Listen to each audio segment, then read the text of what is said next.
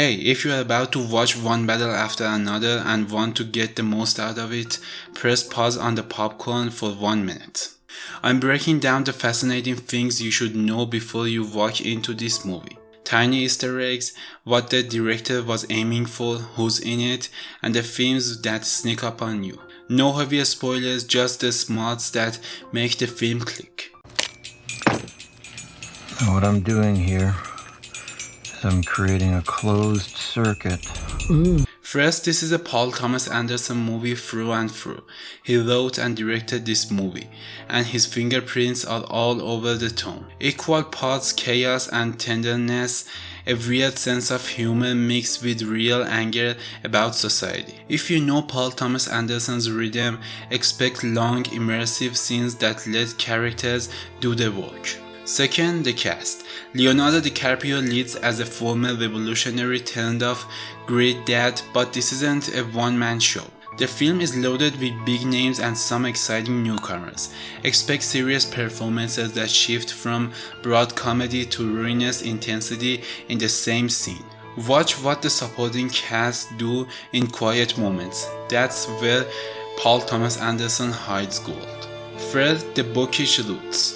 The movie was developed with a clear nod to Thomas Pynchon's world. Think late 20th century paranoia, conspiracies, and the mess of political idealism where it ages into something else.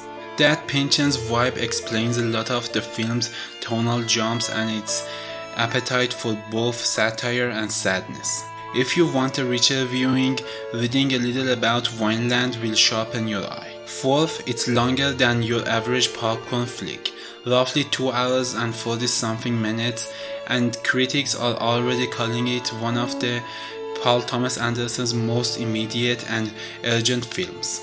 That runtime means the movie builds patience, sit with the quieter scenes because payoff often comes later. Critics also love how it mixes action and ideas. So if you came for a spectacle, you'll get it. If you came for moral puzzles, those are here too. Fifth, the sound and visual matter. The score plays like a second narrator, and the movie's cinematography favors big tactile frames. It was shot on film and leans into classic formats. That choice makes the action feel lived in rather than CGI slick. You'll notice textures, dust, cigarette smoke, and the way light hits a diner booth. And they are not accidental. Pay attention to moments where music drops out completely.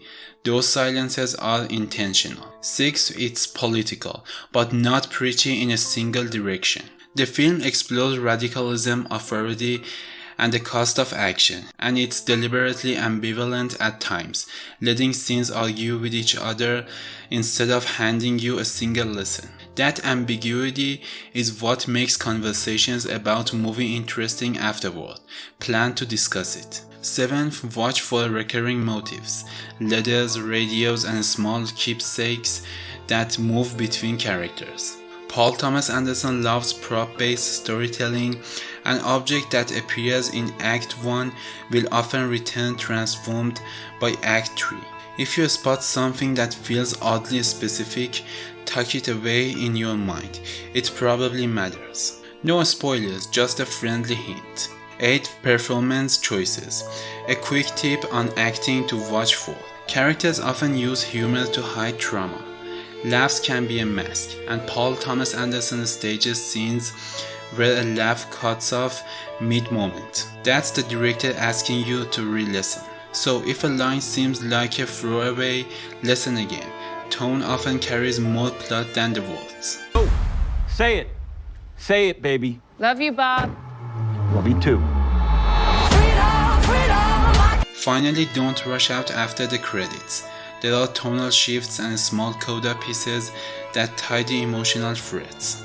The film rewards patience in the theater, and if you love the music, stay for the end. The sound design has a last word that changes how you feel about the earlier scenes. If you want, after you watch, I'll break down the key scenes, point out the props and musical callbacks, and explain how the film adapts Pynchonesque themes without being a literal translation. But for now, show up ready to pay attention. This one's a blast and a puzzler at the same time.